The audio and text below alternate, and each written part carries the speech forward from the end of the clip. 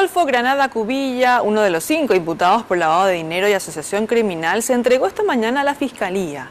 En su declaración negó todo tipo de vínculo en sociedad con empresas relacionadas a Darío Messer, amigo del alma del presidente Horacio Cartes. Sus abogados pidieron el levantamiento de su detención preventiva.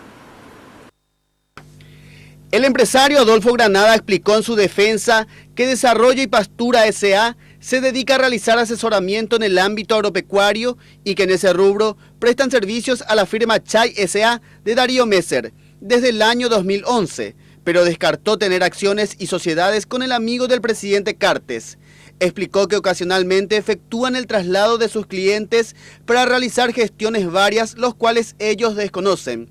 En la tarde del martes pasado, el sobrino de Cartes utilizó una de las camionetas de esta consultora para intentar vaciar 2 cuentas millonarias de Messer registradas en el BNF.